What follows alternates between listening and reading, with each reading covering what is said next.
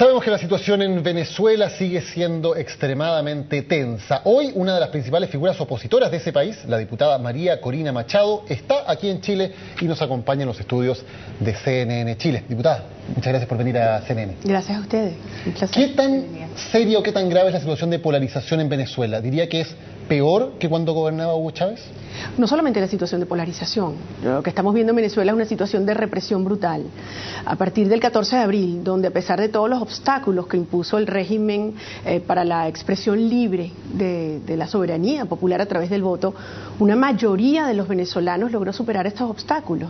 Y el mundo entero finalmente se dio cuenta lo que los venezolanos, las fuerzas democráticas, habíamos insistido durante mucho tiempo, y es que somos mayoría los que queremos vivir en un país donde haya respeto. ¿A qué se refiere con que somos mayoría? Porque las elecciones fueron ganadas por... No, las elecciones fueron robadas por el señor Maduro. ¿Qué pruebas tienen ustedes en concreto después de la revisión que hizo el Consejo Nacional Electoral? ¿Qué pruebas en concreto tienen ustedes de que las elecciones, según sus palabras, fueron robadas por el gobierno de Nicolás Maduro? Yo creo que la mejor prueba es que no hubo tal revisión por parte del Consejo Nacional Electoral.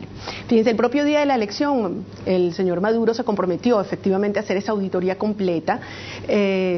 La rectora del Consejo Nacional Electoral, el 18 de abril, seguramente ustedes recuerdan, estaban los presidentes de UNASUR reunidos en Lima y dijeron que iban a hacer esa auditoría completa, y eso además aparece en el punto 3 de esa resolución.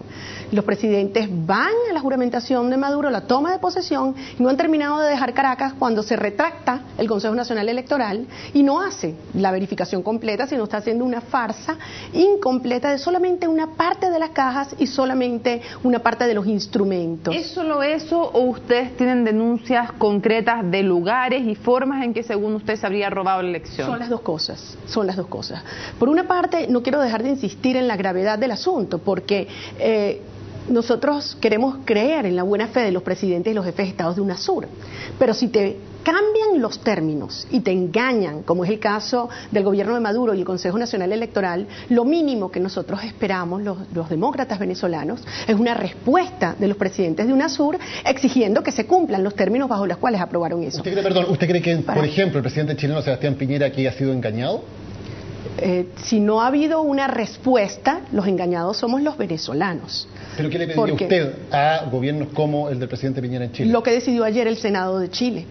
El Senado de Chile prácticamente por unanimidad acordó ayer instar al presidente Piñera para que UNASUR efectivamente haga cumplir lo que expresó en su comunicado y se comprometió con los venezolanos. No quiero dejar de contestarte. Sí, no, se lo voy a preguntar de nuevo, pero antes, como ya vamos en este otro punto, ¿se sienten ustedes traicionados por los gobiernos de América Latina como oposición venezolana? Absolutamente, por los gobiernos, no por los pueblos. Y definitivamente entonces, no por los parlamentos. En concreto, ¿por el gobierno de Chile también se sienten traicionados? En Venezuela no hay Estado de Derecho, se viola la Constitución, se persiguen los empleados públicos, se ha criminalizado la protesta, se persigue a los medios de comunicación y a los periodistas y no ha habido una voz. Por eso pregunto, ¿sienten también que el gobierno chileno los ha traicionado a la oposición venezolana? Sentimos que no hemos tenido el apoyo que esperábamos del gobierno chileno, pero sí hemos tenido ese apoyo, y debo decirlo con justicia, de los parlamentos de América Latina, en particular del Parlamento colombiano, del Parlamento peruano y del Parlamento chileno. Yo no quiero dejar pasar tu planteamiento porque fue muy importante. Se presentaron 2 recursos de impugnación al Tribunal Supremo de Justicia, donde está absolutamente documentado, mesa por mesa, dónde están las irregularidades. Pero explíquenselo fácil a la gente. ¿Qué es lo que según la oposición venezolana hizo Nicolás Maduro para, en sus palabras, robar las elecciones? ¿Qué hicieron en concreto? Bueno, primero las cosas que ocurrieron antes. Se le impidió a un número enorme, estamos hablando de centenares de miles de venezolanos que viven en el extranjero, poder inscribirse para poder votar. Se cerró incluso la frontera con Colombia una semana antes, con lo cual por lo menos 80.000 colombianos venezolanos no pudieron entrar a votar. Ese día de la elección tuvo lugar escenas de violencia feroz en las colas, las líneas para ir a votar, arrebatando las cédulas, sobre todo en centros donde hay una alta concentración del voto opositor, y en un conjunto de más de 1.500 centros se excluyó a la fuerza a los testigos y a los miembros de la oposición, y en estos centros tú encontraste una participación en muchos de estos centros del 100%, del 90% de los electores, y esa misma proporción a favor de Maduro. ¿Qué es lo que nosotros estamos planteando? Y lo hemos dicho con toda firmeza. Vamos a contar los votos, vamos a comparar con los cuadernos, porque allí está la verdad. Y eso fue lo que ellos se comprometieron a hacer. Diputado, y ahora se niegan a para que quede absolutamente claro, por lo tanto, de lo que usted dice, ustedes tienen dudas sobre que gente no pudo votar o que votos pueden haber sido manipulados. Pero ustedes no tienen la certeza de haber ganado esas elecciones, ¿no? Todos estos votos que nosotros estamos contabilizando, estos centros donde hay irregularidades importantes, suman más de 3 millones de electores. Y la diferencia son 200.000 votos. ¿Pero ustedes asumen que esos 3 millones de votos son todos para Capriles? Nosotros estamos convencidos de que si se lleva adelante el proceso de verificación, ahí va a estar la verdad. Okay, pero, y efectivamente, Enrique Capriles sería el presidente electo. Ahora, pero ustedes no tienen ninguna prueba de si esos 3 millones de votos son 2 millones para Capriles, o 1,5 millones, o 1 millón, eso no hay forma de saberlo, ¿no? Tenemos enormes denuncias de personas que son favorables a la unidad democrática y que no pudieron votar o que fueron excluidas de sus centros de votación. El planteamiento es el siguiente: hubo un compromiso que se ha negado a realizar. Ahora hay 2 recursos de impugnación y el TSJ no ha contestado.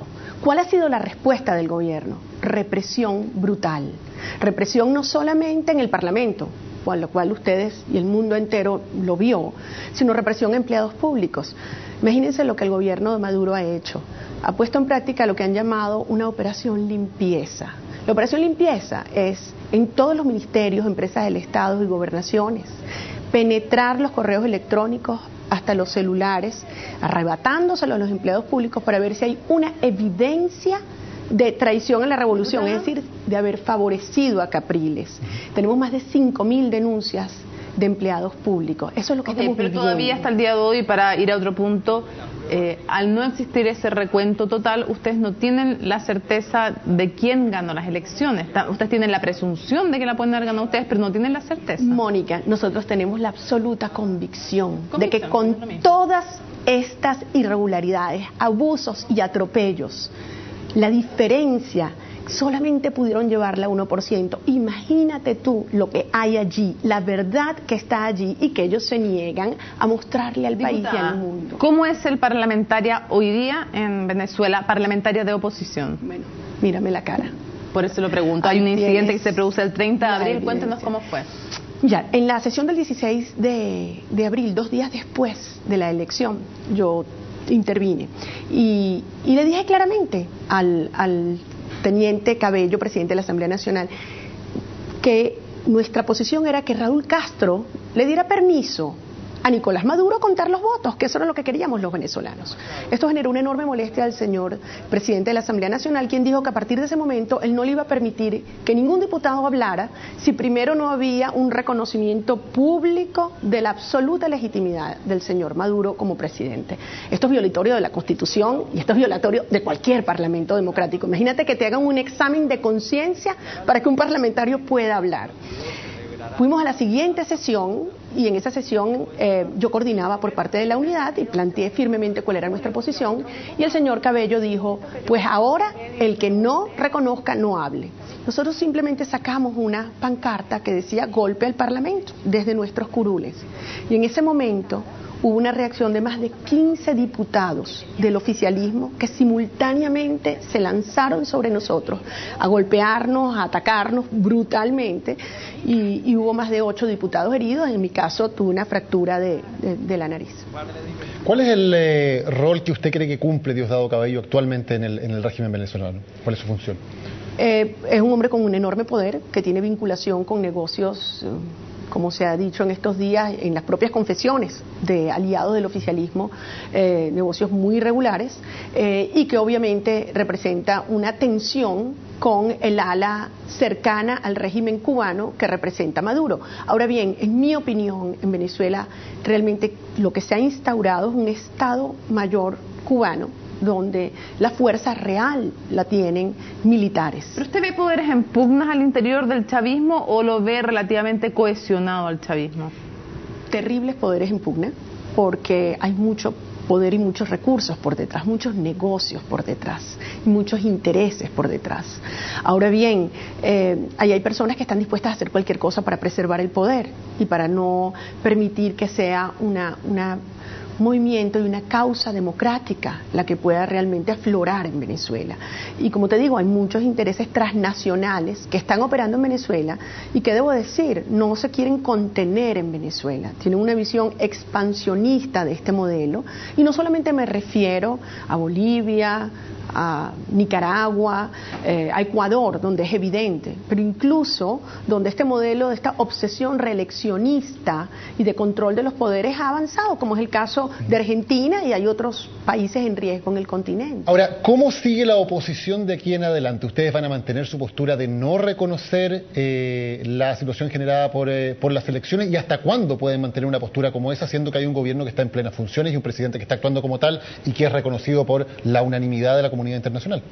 La comunidad internacional sabe que es un gobierno ilegítimo, y la comunidad internacional sabe lo que ocurrió el 14 de abril. La comunidad internacional reconoce. La comunidad internacional, sí, y ha reconocido también muchos otros gobiernos dictatoriales a lo largo de la historia en muchas partes del mundo.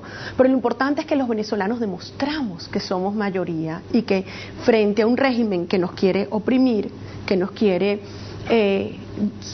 dominar por la vía del chantaje o por la vía de los golpes, la dignidad al fin se impone. Sí, pero en lo concreto, diputada, perdón, si usted sostiene que hacen trampa en las urnas y que no es posible ganarla en las urnas, son sus palabras, digamos, usted señala que usted dice que ganaron en las urnas y que les robaron la elección. Sí. Entonces, el punto es, si no es por las urnas, ¿cómo ustedes pretenden llegar al poder? ¿Pretenden, por ejemplo, impugnar en un par de años más, como tienen derecho, el mandato? ¿Qué pretenden hacer? Nosotros estamos impugnando esta elección y estamos movilizando a los ciudadanos. Si no les va bien con eso, la pregunta es, ¿cuál es el paso siguiente? Frente a estos regímenes, lo que funciona es el costo político. Y este es un régimen que ha basado su permanencia en la legitimidad. Hoy perdió la legitimidad de origen y con su comportamiento ha perdido la legitimidad de desempeño. Una de las fuentes o los pilares fundamentales para sostenerse es la complicidad internacional, no solamente de quienes son aliados por razones económicas o ideológicas, sino también por quienes actúan con indiferencia. Y por eso es tan importante para nosotros hablarle a los pueblos, a los ciudadanos, a los demócratas de América Latina. ¿Chile actúa con indiferencia? ¿El gobierno de Chile ha actuado con indiferencia? Yo creo que eso es una forma suave de ponerla, pero yo creo... ¿Cuál sería la forma correcta de ponerla? Yo creo que ha habido hasta indolencia, porque al fin y al cabo Chile y Venezuela han sido países que durante generaciones nos hemos acompañado en las causas democráticas. ¿Por qué ha habido esa indolencia a su juicio de parte de este gobierno? Yo creo que hay una incomprensión de la naturaleza del régimen, y yo creo que Hugo Chávez y el régimen ha sido eficiente en una cosa. Y eso es algo que aplica a la comunidad en general, es en aterrorizar y en chantajear a diversos actores. Y no son chantajean a los chilenos o al gobierno de Chile. No quiero decir que ese sea el caso de Chile. Yo creo que hay. Chile, que creo que no interesa. ¿Cuál es el caso de Chile? Yo creo que hay algunos países que por la vía de los petrodólares o del aporte del petróleo venezolano se inhiben. Hay otros que por razones geopolíticas y quizás piensan que no necesitan asumir un conflicto cuando pueden navegar, si tú quieres, evitando una situación a la que más nadie tampoco le está dando atención. ¿Me explico? ¿Sería el caso de Chile? Yo siento que sí, porque yo sí siento que hay este, sin lugar a dudas, es un país donde hay instituciones, donde hay independencia de poderes y donde sin lugar a dudas hay un régimen democrático, a diferencia de otros países de América Latina. Finalmente, diputada, si se mantienen las condiciones actuales, ¿ustedes como oposición se van a presentar de nuevo a unas elecciones en Venezuela? Nosotros, por supuesto, que vamos a luchar por la vía electoral, porque estamos además nuevamente en el Parlamento. Déjame decirte, Daniel, hace 3 días volvimos al Parlamento. Para mí fue durísimo. Mis hijos lloraban cuando yo salí nuevamente al Parlamento de imaginarse que podía haber otra situación de agresión. Y llegamos al Parlamento y no bajamos la cabeza. Nadie pudo hacernos un examen de conciencia y mantuvimos una posición de dignidad y de principios. Igualmente seguiremos acudiendo por las vías institucionales, pero entendiendo que en Venezuela no hay democracia y que estamos compitiendo en términos absolutamente desproporcionados e injustos, pero que al final una población movilizada, consciente y una generación que asume este compromiso histórico, si además tiene el apoyo de los demócratas de América Latina, va a lograr hacer prevalecer la democracia y la libertad. Diputada María Corina Machado, gracias por haber estado hoy con nosotros en CNN Chile. Gracias a ustedes. Gracias.